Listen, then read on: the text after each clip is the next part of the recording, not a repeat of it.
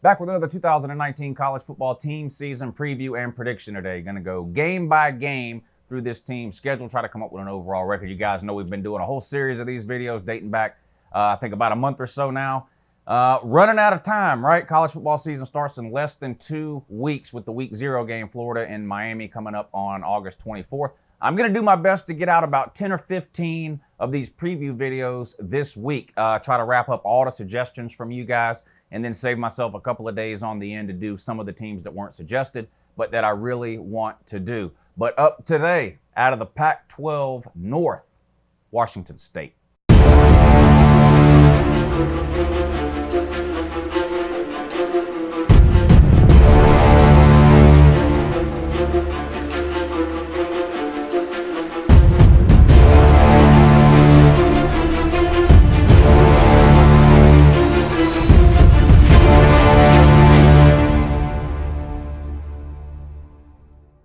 Hey, good morning, it's Uncle Lou here. Yeah, that's right, it's me, Uncle Lou, and I'm live for you on LouTube today, so thanks for watching. I really appreciate it also, and in addition to that as well. Subscribe to this channel if you're not already. I post college football videos almost every single day of the year, and some of them are even watchable.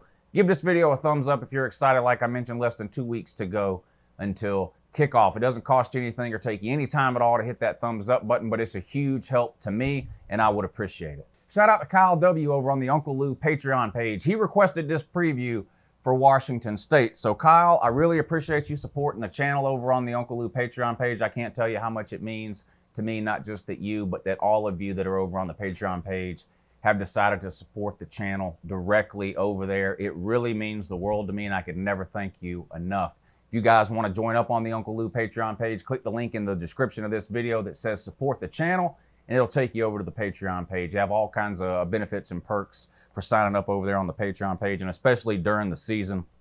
We do a lot of stuff over there that's for Patreon members only. Click the link, it'll take you over there. All right, Washington State. We're going to do it the same way we always do. We'll recap last year, talk about who they lost, who's coming back, then we'll put the schedule up on the screen, and we'll go through it game by game and try to come up with an overall record and decide who exactly it is they're going to lose to, or maybe they're going 12-0. All right, what did they do last year? 10-2 in the regular season. Really good year last year for Washington State. Probably the best year they've had yet under Mike Leach. 10-2 overall, 7-2 in the Pac-12. They finished 11-2 after their bowl win in the Alamo Bowl over Iowa State. Thank God that game is played in Texas and not at Iowa State. Of course, impossible to win there, or so I've been told by some Big 12 people. I don't know. Who'd you lose to? You lost on the road at Southern Cal. That's a little confusing. When you look at how bad Southern Cal was last year, and you look at how good Washington State was last year, I mean, Washington State got right up around the top 10 there towards the end of the season, had a chance to win the Pac-12 North. That's a very surprising loss. It was a close game. You lost by 3, but still, that's one of those games you look back on and you sort of scratch your head, you know, how did we lose that one? And then you lost to Washington by 13. And we're going to talk more about that in a second, but unfortunately, your in-state rival, Washington, a team that's just had your number lately. Some of your bigger wins, you beat Utah, which of course is a good win. They ended up winning the Pac-12 South. You beat Oregon, again, a theme that we'll talk about more in a second. And a pretty good win over a Stanford team that kind of disappointed, in my opinion, overall last year. But still, those are 3 pretty good wins. Again, 10-2 in the regular season, 11-2. With a bowl win over Iowa State in the Alamo Bowl. Let's talk about a few of these streaks real quick here that Washington State has going. You beat Stanford 3 years in a row. You've beat Oregon 4 years in a row. You've beat Oregon State 5 years in a row. A lot of people have beat Oregon State 5 years in a row, though they're one of the worst programs in America. That's the good news. Bad news, you've lost to in-state rival Washington 6 years in a row. And it's cost you the Pac-12 North. On occasion. I think you gotta figure out a way to get over that hump if you really want to get where I know Washington State fans think they're capable of going. Mike Leach been a coach for a long time, prolific offense. Everybody knows him, one of the more crazy personalities in college football, right? Everyone loves to watch a Mike Leach press conference, but spent a lot of time at Texas Tech, a lot of time now at Washington State. Some pretty good / really good teams at both schools. Yet to win a division or conference, though. You'd like to see him be able to get over that hump at some point. Maybe it'll be this year. We'll find out here in a second. Prolific offense, like we mentioned, 37 and 15 in the last 4 years at Washington State. So a consistently good team, averaging, what is that, almost 9 wins a season. So nothing to sneeze at for Washington State. Now, quarterback Gardner Minshew, was that his name? He's gone. You got to replace him. It's not going to be easy to do. Everybody remembers what a great season he had last year. He finished 5th in the Heisman voting. Pac-12 single season passing record. There are a lot of good quarterbacks that have come out of the Pac-12 over the years. None put up the yards in a single season that Minshew did. So he's gone. You got to find a replacement for him. Who's it going to be? Well, you bring in a transfer from Eastern Washington. So an in-state guy, but from a lower classification school, right? What's his name? Gage Gubrid, I believe is how you say his name. Again, I don't name these people, so it's just my job to do the best I can to pronounce their names wrong. But Gage Gubrid, he comes in from Eastern Washington. What'd he do there? 11,000 yards, 100 touchdowns. I don't care where you play for any 4-year period. 11,000 yards is a lot of yards and 100 touchdowns. Now, that is an FCS school, so, it's not like he's playing elite Division I teams, FBS teams week in and week out, but still, 11,000 yards, unbelievable, 100 touchdowns. So he comes in, and a weird stat about this guy, his freshman year at Eastern Washington, they actually beat Mike Leach and Washington State. So Mike Leach has seen what this guy can do firsthand, up close and personal. Brings him in as a grad transfer. I think he's considered the favorite by most people to get the start. They do have 2 senior quarterbacks on the team who have been in the system for a long time behind Minshew. I'm sure they'll get a look. We'll see what happens heading into the season. But from what I read, most people expect Gage to get the start. We'll see. Gordon and Tinsley, I think, are the 2 senior QBs' names. Wide receivers, of course, everyone knows Mike Leach runs this spread attack offense, loves to spread the ball around to a bunch of different wide receivers, throw it all over the field. You return 7 of your receivers from last year, and those 7 receivers combined for 30 touchdowns. So a lot of returning production at the wide receiver spot. The question, of course, can the quarterback get them the ball as effectively as we saw Minshew do last year? Of course, Washington State is going to go as far as that Mike Leach offense will take them, right? Martin and Patman, 2 of your best returning receivers, but again, 7 return from last year. So loaded in terms of experience at the wide receiver position, and a couple of pretty good ones too. Running back, you lose James Williams. He left early for the NFL, but you have sophomore Mac Borgi. He's pretty good, 12 touchdowns last year, 5 yards per carry. And most importantly, in a Mike Leach offense, this guy's got great hands. Mike Leach loves a running back with good hands that can catch the ball that fits into his style of offense and his system that he runs. So Max Borges should get a lot of touches this year between the carries and the catches.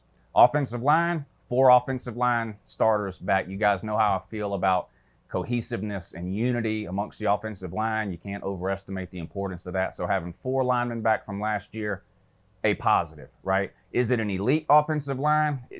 Do they have an offensive line that, as good as Oregon's in the Pac-12? No. Obviously, they don't. But still, 4 starters back from a pretty good offensive line that only gave up 1 sack about every 50 passes last year. So a pretty good rate there. On the defensive line, McDougal, right? Yeah. Transfers from West Virginia, sat out last year. May end up being your best defensive lineman this year. We'll see. Linebacker, you got to replace Peyton Pellier. Is that his name? You got 3 redshirt juniors returning. So again, experience at the linebacker position, but you lose your best one from last year. We'll see how that works out. DBs, you got 2 starters returning, right? But a lot of other players with experience that you rotated in and out over the last couple of years. So a mixed bag in the defensive backfield. The offense is always the focus of a Mike Leach team, whether it was back at Texas Tech or now at Washington State. But defensively, Washington State has been improving over the last several years. In fact, over the last 4 years, Washington State has improved in almost every single defensive category year to year. So steady improvement across the board on the defensive side of the ball over the last 4 years. If that trend can continue, and maybe they can put together their best defensive unit yet at Washington State under Mike Leach, and the quarterback situation works itself out, and I don't think anybody expects any quarterback, no matter which of the 3 they go with, to put up Minshew numbers, but if the defense can play at a higher level, maybe that makes up for some of the lack of production you may get on offense with Minshew being gone, and you can put together another really good season like you had last year. Let's find out. Let's put the schedule up on the screen. We'll go through it game by game, and we'll see if we can figure out what an overall record might look like for Washington State at the end of the season. You open up with a handful of non-conference games here. It looks like 3 in a row at home: New Mexico State, Northern Colorado, and Houston. I think the first 2 should be wins really without a problem. Washington State, even though they don't get a whole lot of offseason hype really any particular year, even though they had a great year last year, not a whole lot of people talking about them this year out of the Pac-12. Most people talking about Oregon and Washington, a few people talking about Utah, wondering if Southern Cal can drag themselves out of the gutter. Not a lot of people talk about Washington State, but still, these are 2 teams you should pretty much roll over without any trouble at all. I expect you to start 2-0. Now, week 3, that home game against Houston. Houston is a hard team to figure out this year. They've consistently been one of the better group of 5 teams over the last few years. Whole new coaching staff this year, but a coaching staff with a lot of Power 5 experience because they come from West Virginia. Dana Holgorsen, of course, decided to walk away from West Virginia at the end of last season. In my opinion, a step down. I mean, you're going from a Power 5 team to a Group of 5 team, but he made that decision. He's at Houston. I think Dana Holgorsen's a pretty good coach. I know a lot of the West Virginia fans were sort of tired of getting to a certain point and never going higher, so I understand the excitement that West Virginia has that he's gone and the new regime is in, but nevertheless, I think Houston is also happy to get somebody like Dana Holgorsen. I can see a scenario maybe where Washington State could struggle and possibly even lose this game to Houston, but I'm gonna give Mike Leach the benefit of the doubt here. I like the 7 returning wide receivers. I think your defense probably continues this trend of getting a little bit better each year, and I think you beat Houston. You're 3-0 to start the season, winning all 3 of your non-conference games. Now your Pac-12 slate starts up first at home, UCLA. Year 2 under Chip Kelly. A lot of year 2 coaches this year in big-time college football that people are keeping a really close eye on to see if they can sort of improve over disappointing seasons last year, right? Nebraska and Scott Frost. Now, they came on at the second half of the season, but still, you win 4 or 5 games. I don't care how the season starts or ends. Overall, that's a disappointing season. He's in year 2. You got Taggart at Florida State, year 2. Mullen at Florida, year 2. Pruitt at Tennessee, year 2. And here you have Chip Kelly at UCLA, year 2. UCLA, another team, terrible last year. Now, they're completely revamping their offense, of course. We're bringing Chip Kelly in, so I think a lot of people expected UCLA to struggle last year. Not sure if very many people expected them to struggle as bad as they did, but nevertheless, you get them for your first Pac-12 game. You get them at home. I think you win a high-scoring game here. I do think UCLA will be a lot better this year, year 2 under Chip Kelly, than what we saw last year. I think this is a benefit that you get them at home. If you had to travel there to play, I would be tempted to take Chip Kelly there in what would probably be considered an upset. But since you get them at home, I think you win sort of a high-scoring type of game, probably at least into the 30s. I've got you at 4-0 after your first Pac-12 game. Now the schedule gets a lot more difficult for you here. You got to go on the road at Utah. Won the South last year. Heavy favorite to win the South again this year, especially if Southern Cal remains in the toilet. We'll see what they do with Clay Helton this year. I have a feeling this is Helton's last year, unless by some miracle Southern Cal goes on a run and can at least win the South, but we'll see. But I think you lose this one on the road at Utah. I like Washington State. I think they're probably close to being as good as they were last year. Overall, probably a little bit better defensively, maybe a step or 2 behind offensively, especially early in the season when this new quarterback is sort of feeling his way around. I just have a feeling you go on the road here and lose a tough one. This one is a one that sort of could go either way, though. This is a hard one to choose here in the preseason. But again, I'm going to go with my gut here, and I've got Washington State dropping their first game of the year on the road at Utah. Now, that takes you into your first of 2 bye weeks. Everybody gets 2 bye weeks this year. You come out of that, you got another road game on the road at Arizona State. I think this is your Southern Cal game from last year. I think you lose this one. And I think you look back at the end of the year and scratch your head like you did about Southern Cal this past year and go, how the hell did we lose that game? I don't think Arizona State is a great team, but they're another school that's in year 2 of a coaching system.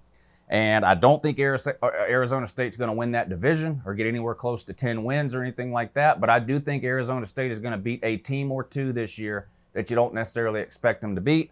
And unfortunately for Washington State, I think you're one of those teams. So after starting 4-0, I've got you dropping two straight in the Pac-12 at Utah and at Arizona State. You're sitting at 4-2. You come back home and play Colorado, a team with a first-year head coach. Defensive coordinator from Georgia, Mel Tucker, makes the move to head coach at Colorado. I have no idea whether Mel Tucker will be a bad head coach, a good head coach, or a great head coach. I have no idea. What I do know is outside of that receiver, Laviscus Chenault, or whatever his name is, there's not a whole lot of talent on the roster at Colorado, especially compared to Washington State. You get them at home. I think you rebound from a couple of tough losses here and get a win at home against Colorado. Then on the road at Oregon. Now, I mentioned at the top of this video, you've owned Oregon lately. You beat them, what, was it 4 times in a row? I think that streak comes to an end this year. I think Oregon and Washington are both legitimate playoff contenders. I'm not convinced either one will make it. They may end up with 2 losses or something, but I do think they're both really, really good teams. Oregon, of course, returns Justin Herbert. They've got not just the best offensive line in the Pac-12, but one of, if not the best offensive line in all of college football.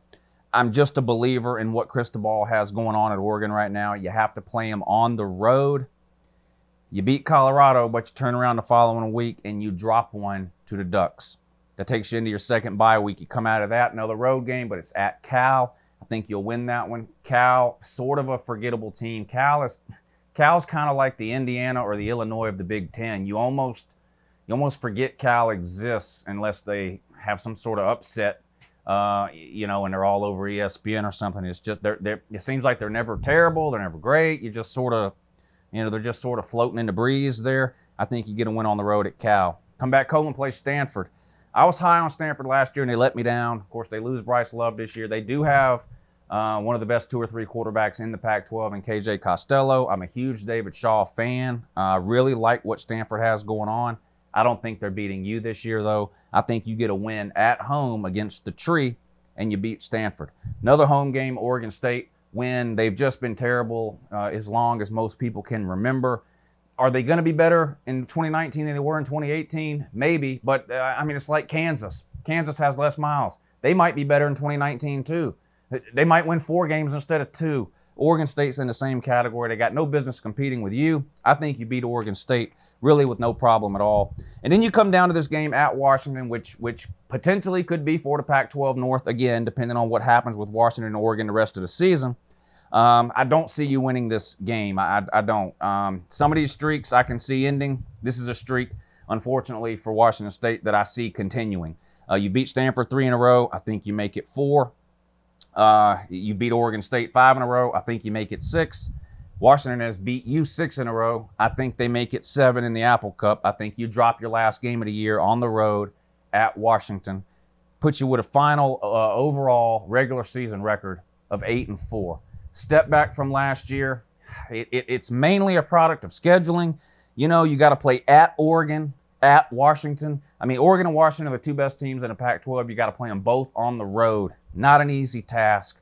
Not an easy task at all. The 3rd best team in the Pac-12 is probably Utah. You also play them on the road. So who most people would consider to be the 3 best teams in the Pac-12, you play all 3 of them on the road. Throw a road game in there at Arizona State, which is a long way to travel for Washington. Of course, I have you losing that one.